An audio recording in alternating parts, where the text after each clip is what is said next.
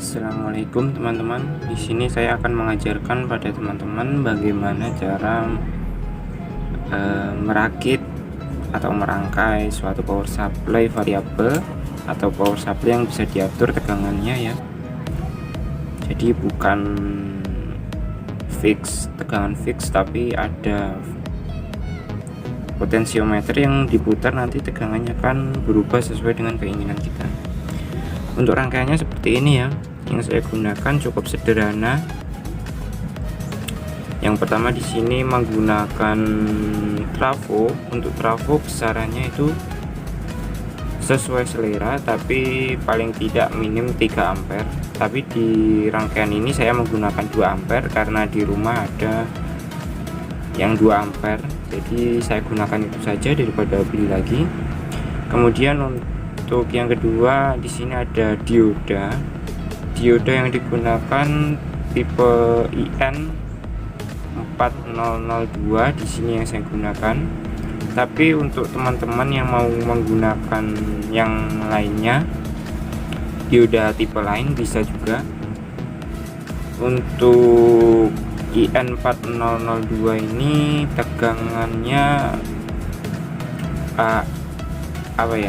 ampernya lebih besar daripada yang 4001.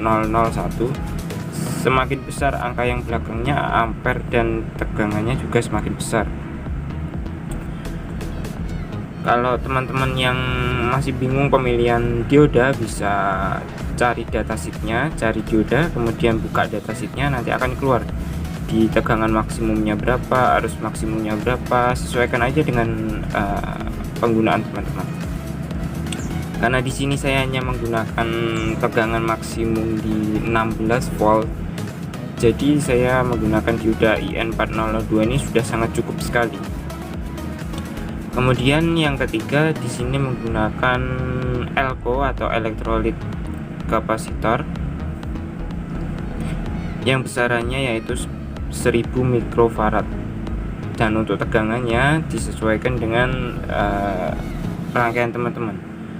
Kan di sini yang saya sebutkan tadi maksimal di 16 volt, saya menggunakan ELCO 1000 mikrofarad dengan tegangan 25 volt.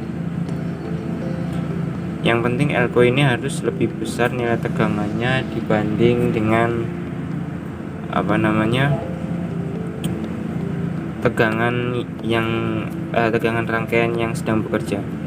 Kemudian yang keempat, saya menggunakan resistor. Di sini nilainya 1,5K atau 1500 ohm untuk menurunkan tegangan supaya tegangannya turun menjadi 3 volt setengah atau 3 volt pas. Untuk menyalakan LED di sini, LED yang saya gunakan yaitu ukurannya 3 mm. Untuk tegangan kerja LED ini yaitu 3 volt. Kemudian di sini yang paling penting yaitu ada LM317 yang digunakan untuk menurunkan tegangan atau mengatur tegangan variabel.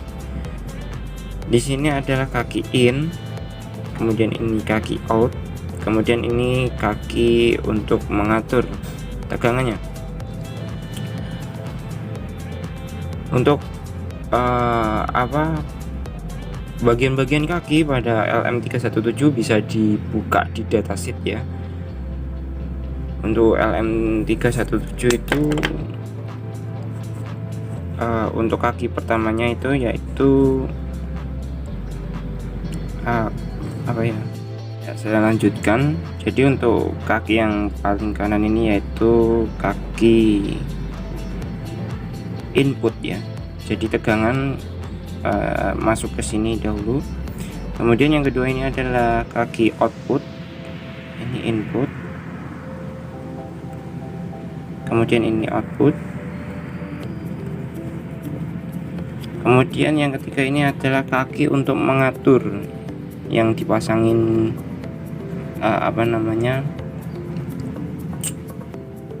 potensiometer di sini. Jadi ini untuk mengatur.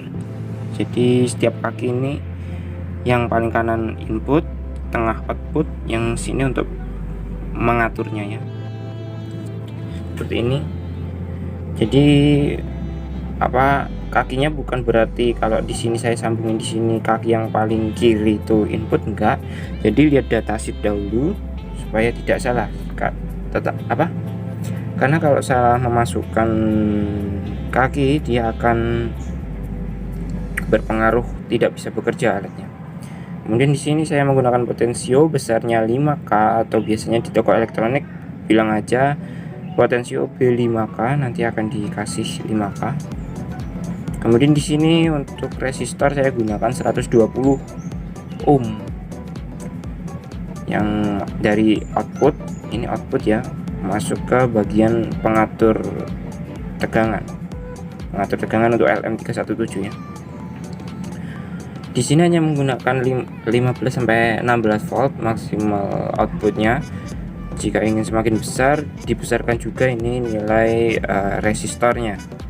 Kalau ingin 30 volt itu dikasih aja 240 ohm.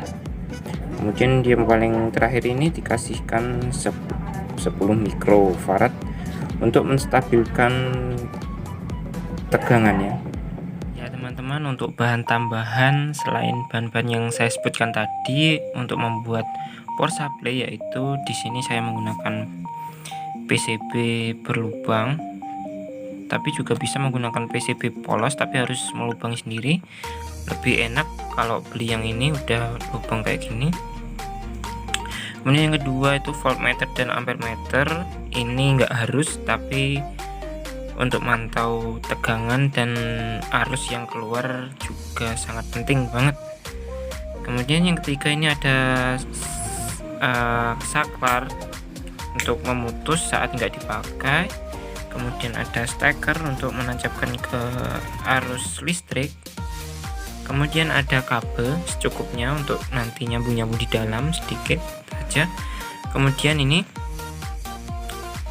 untuk outputnya nanti bisa langsung ke kabel dari PCB ini ke kabel bisa, tapi kalau ini bisa dilepas pasang nanti ya. Ujungnya pakai capit buaya untuk dicapit ke rangkaian yang ingin disuplai tegangannya sama power supply ini. Ya, langsung aja lanjut ke proses selanjutnya. Ya teman-teman, untuk langkah selanjutnya yaitu part-part atau komponen yang sudah disiapkan tadi ditaruh di PCB. Di sini PCB yang kemarin ya sudah saya potong, saya sesuaikan dengan ukuran rangkaiannya jadi segini, dan komponen-komponen sudah saya masukkan kakinya ke lubang-lubang ini.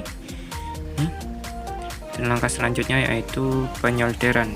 Disiapkan di sini solder, kemudian timah dan fluk.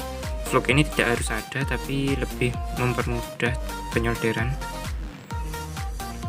Ya udah, langsung aja ke langkah selanjutnya ya. Ini saya solder dulu, nanti saya kasih tahu bagaimana hasilnya kalau sudah disolder. Ini lanjutan dari video yang tadi. Papan PCB yang tadi udah saya solder seperti ini ya.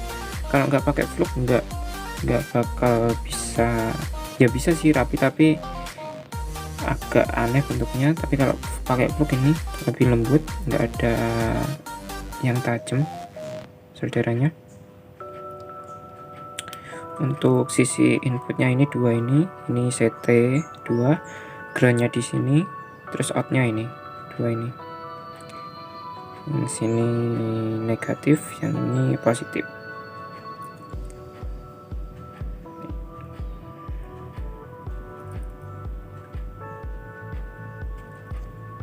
Ya udah, lanjut ke proses perakitan di boxnya. Oke teman-teman, jadi rangkaiannya seperti ini. Untuk pemasangan voltmeter dan ampermeternya itu seperti ini ya. Ada kabel 3 kecil dan 2 besar. Yang kecil-kecil ini, yang hitam ke negatif atau ke ground, merah itu ke positif, tapi positif yang tidak sebelum variabel. Jadi habis disearahkan oleh dioda langsung masuk ke kabel merah. Habis itu yang kuning masuk ke out setelah variabel, sehingga tegangan yang terbaca nanti sesuai dengan tegangan keluar. Kemudian untuk yang besar dua ini untuk mengukur arus, yang hitam ini ke ground atau ke negatif rangkaian, ke CT ya. Habis itu yang positif ini nanti dihubungkan ke beban nyambung dua ini. Habis itu yang positif ambil dari out, nanti arusnya akan terbaca di sini, arus dan tegangannya.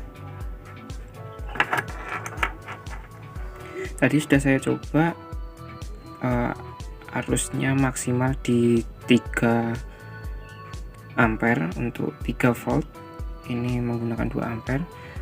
Kemungkinan saya akan menambah trafo 2 ampere satu lagi yang dipasang secara paralel supaya tegangan bisa lebih maksimal. Baik, lanjut ke video perakitan.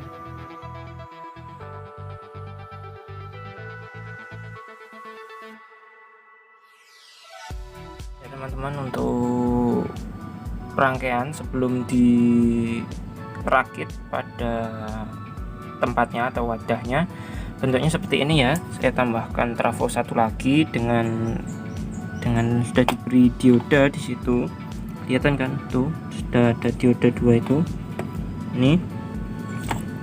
Nah ini sudah dikasih dioda sama 15 voltnya.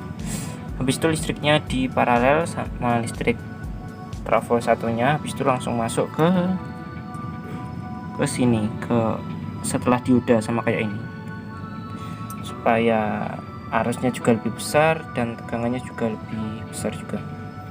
Habis itu dirapikan aja sama kabel tis kayak gini, ditali biar rapi, kabelnya nggak semrawut. Habis itu yang kita butuhkan yaitu wadahnya, itu box hitam, boleh box kayak gini, boleh box bekas es krim, boleh box bekas apa, terserah.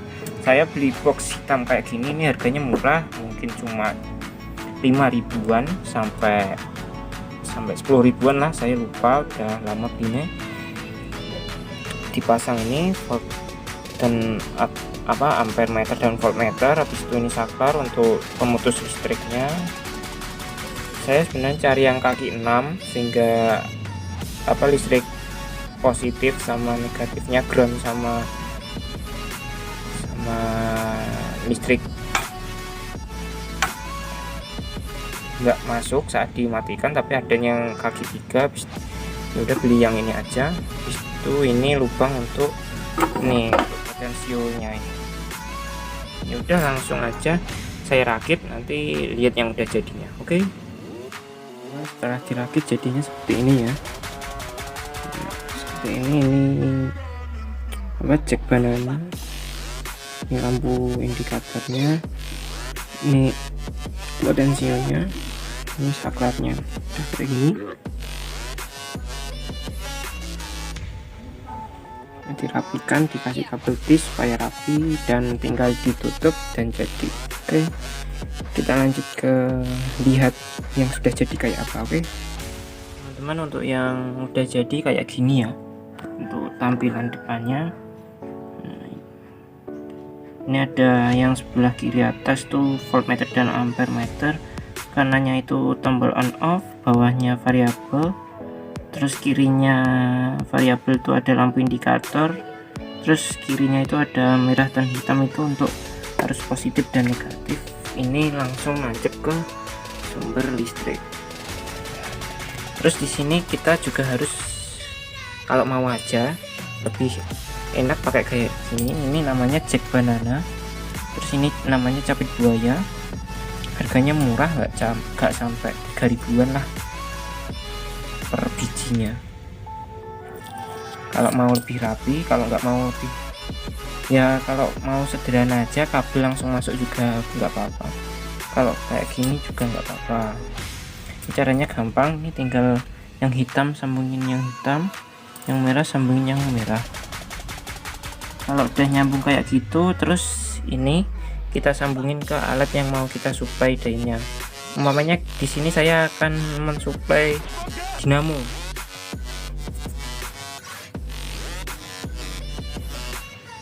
Langsung ini dinyalakan, itu nanti tegangan paling kecil 1,4.